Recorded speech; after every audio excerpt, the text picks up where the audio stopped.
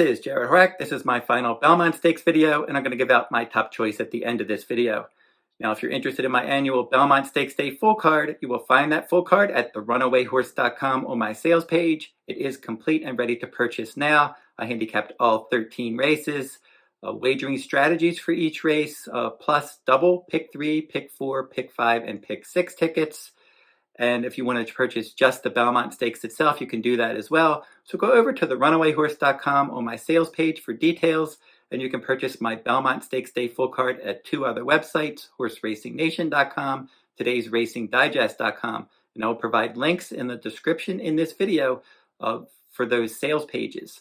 And then also at todaysracingdigest.com on their Belmont Stakes page. You can read my Belmont Stakes articles, and I'll provide the link for that as well. So for the Preakness Stakes, I had a very good day on my Preakness Day full card. I went 7 for 14 with my top choices. I gave out multiple winning wagering strategies throughout the day, including the Preakness Stakes itself. National Treasure, my top choice won, and I had that nice suggested win wager, plus multiple copies of the Trifecta and Superfecta, and showed a nice profit in the Preakness. Let's see if we can do the same thing in the Belmont Stakes. 7 of the last 9 years of the Belmont Stakes, my full cards had winning wagering strategies for the Belmont going back to 2014. Had some big years and some nice exactas, trifectas, and superfectas in some of those years. Let's see if we can do the same thing again this year. Now, I've already handicapped the Belmont Stakes. I went through all the contenders. I did videos, talked about each horse, went through their past performances and talked a lot about them. This time I'm just going to go through at some different angles. I'm going to look at some historical trends and their workouts, some pedigree information to show you how I arrived at my top choice. Now, looking back at the Kentucky Derby, the pace fell apart that day, and you saw Mage, the best closer, was able to get the job done. Two Phils ran the best overall race. He was all over the pace, and he finished a good second. And then Angel of Empire, and that horse is in the Belmont Stakes and going to be one of the favorites. That one ran on to finish 3rd in the Kentucky Derby. He was the favorite in the Derby, and he got a great setup. He had a good closing trip. He just couldn't, he wasn't the best closer. He was the second best closer. Mage was the best closer that day. Two Phils ran the best overall race.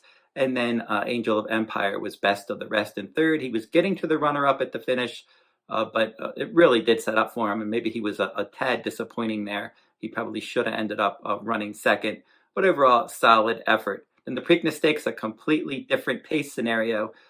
In the Derby, we had that super fast early pace. In the Preakness Stakes, there was no speed signed on. Only one horse that ran in the Kentucky Derby ran in the Preakness, and that was Mage. And he did not get the kind of setup that he got in the Derby. National Treasure from the inside post for trainer Bob Baffert. John Velasquez rode. They put blinkers back on. He was able to get out there, slow things down on the front end. Blazing Sevens came after him. They battled in the stretch. Blazing Sevens could not get past National Treasure. He had plenty of energy left after setting such dawdling fractions, and he was able to hold on and win there, and then Mage finished 3rd. So now we get to the Belmont Stakes, and you would expect that the pace is going to be slow in a 1.5-mile race, and you look at the horses. There are 9 horses in the Belmont. Not a lot of speed. It looks like National Treasure should be up on the pace. Now, Tapit Trice from the inside post, one of 3 entrants for trainer Brad Cox, is expected to be up on that pace. And then Miracolo, a hopeless long shot in the Belmont Stakes, is the other horse that has some early tendencies. So those are the 3 that should be forwardly placed, and I would expect that out of those 3, National Treasure, he's the most accomplished with that Grade 1 win in the Preakness Stakes, and he could hang in there a long time. But we'll have to see how all that plays out. Now, workouts, looking at all the workouts, we see the morning line favorite for the Belmont Stakes, Forte. He's had some good workouts, but he's needed to work hard. Now, Todd Pletcher typically doesn't work his Belmont Stakes horses too hard, but as for Forte, he was the favorite in the Kentucky Derby, the morning line favorite, but he had a foot bruise. He had to scratch out of the Kentucky Derby. He went on the 14-day vet list. He wasn't able to run or work out for a little stretch. And then he was able to get back on the work tab and have 3 workouts at Belmont Park. And they worked him hard in his last couple works. So they're trying to get his fitness level up for his first start in 10 weeks to be able to go that 1.5-mile distance. Angel of Empire has been working well, but he's always been a good workout horse. Now, the two horses that I think have looked the best at Belmont Park preparing for the Belmont Stakes, Arcangelo, he's been very energetic in his morning activity at Belmont Park, and the horse that's looked better than any other horse, that would be Tapit Trice for trainer Todd Pletcher. He's looked outstanding.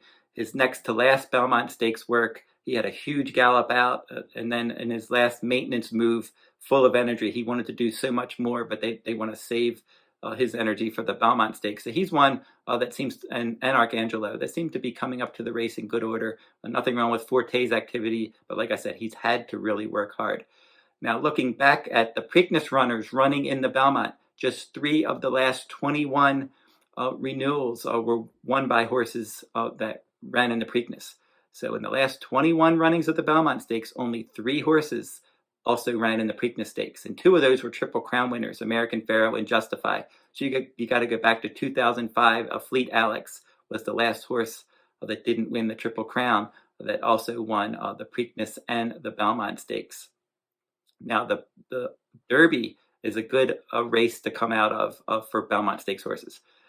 Since the year 2000, 11 horses competed in the Kentucky Derby, did not run in the Preakness, and then they won the Belmont Stakes. And 3 of those were trained by Todd Pletcher. Mo Donegal last year was a Pletcher trainee. Essential Quality for Brad Cox in 2021.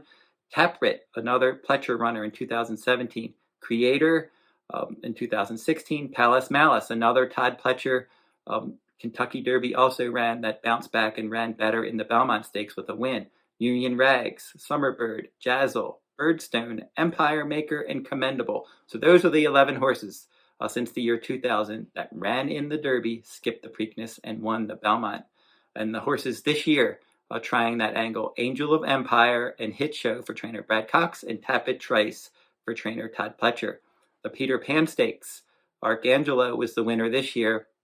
Now, in 2014, the top 2 finishers from the Peter Pan Stakes came back and finished first and second in the Belmont Stakes, Tonalist and Commissioner. And then the last horse to run in the Peter Pan Stakes and then also win the Belmont Stakes, Sir Winston, the 2009 Peter Pan runner-up, he had an upset victory in the Belmont Stakes that year. Prior to that, you have to go back to Tonalist's win. When Tonalist won the Peter Pan in 2014, he was the last winner to win both races. You had to go back to 1992 AP Indy when he won both races. So overall, if you're looking at horses exiting the Peter Pan, exiting the Preakness Stakes, or exiting the Kentucky Derby, the horses that exit the Kentucky Derby do best under that scenario. Now, having experience at Belmont Park, nothing wrong with that. In 2022, your first and second place finishers in the Belmont Stakes, Mo Donegal and Nest, they had previously won at Belmont Park. That angle this year, Arcangelo and Forte both have victories at Belmont Park. Arcangelo won the Peter Pan Stakes, and Forte broke his maiden at Belmont Park. Now, as for trainers, Todd Pletcher has 4 Belmont Stakes victories. Mo Donegal, Taprit, Palace Malice, they all last competed in the Kentucky Derby. And then Rags to Riches, she won the Kentucky Oaks for Pletcher. This year he has Forte and Tapit Trice. Bob Baffert has 3 Belmont Stakes wins, Justify, American Pharaoh, and Point Given. Preakness winner National Treasure is his horse this year. Creator gave Steve Asmussen his first Belmont win in 2016. He has Red Route 1, a closer this year. Essential Quality for trainer Brad Cox won the Belmont in 2021. He has 3 runners this year, Angel of Empire, Hit Show, and Tapit Shoes. As for the riders, Irad Ortiz Jr., he won the 2016 Belmont aboard Creator, and he got his second Belmont win aboard Mo Donegal last year. He rides morning line favorite Forte. Joel Rosario has a couple Belmont Stakes victories. He rides Red Route 1. John Velasquez, 2 Belmont Stakes wins, Rags to Riches and Union Rags. He rides National Treasure. Manny Franco has 1 Belmont Stakes victory, Tis the Law, when that race was shortened to 1 mile and an eighth in 2020. He's aboard Hit Show this year. Jose Ortiz, he booted home Taprit in 2017 for trainer Todd Pletcher, and he's riding Tapit Shoes, another son of Tapit, this year. Luis Saez is the other rider that has a Belmont Stakes victory, Essential Quality in 2021, and he's riding Tapit Trice this year. Now we're going to look at some pedigree information.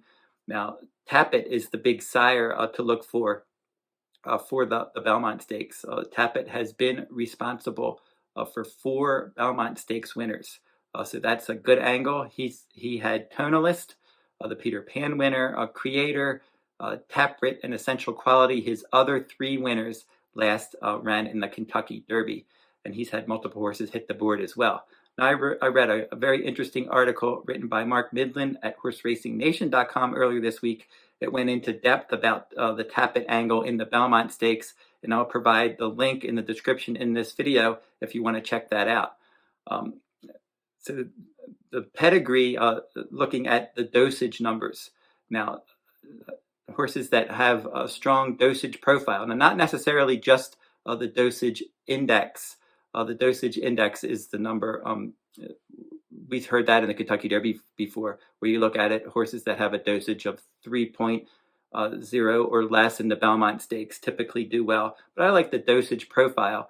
It consists of 5 numbers in order of brilliant, intermediate, classic, solid, and professional. So it goes basically from speed to stamina. And what you're looking for when you're looking at those numbers is you want to look at the intermediate and classic categories, and you want to see the horses that have the highest numbers in those categories. That typically means that they're improving as 3-year-olds, and they'll continue to get better as they get older. Now, the 2 horses that stand out on the dosage profile, Tapit Trice and Tapit Shoes, they have the best dosage profile out of any of the horses.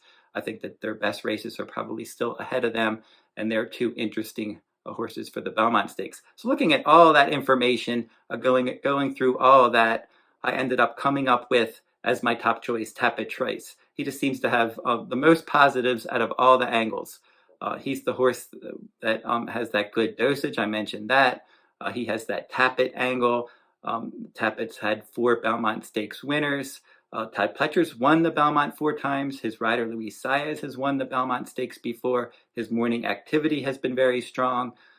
His Kentucky Derby wasn't great, but I'm not worried about that because we've seen many horses over the years. Either they'll bounce back after bad efforts in the Kentucky Derby and do well in the Preakness, or they'll bounce back after those below par efforts in the Kentucky Derby and win the Belmont. The Derby's just, it's a 20-horse field usually. Only 1 horse can win it. A lot of horses will just kind of run okay, and that's kind of where Tapit Trice was, finishing 7th of 18.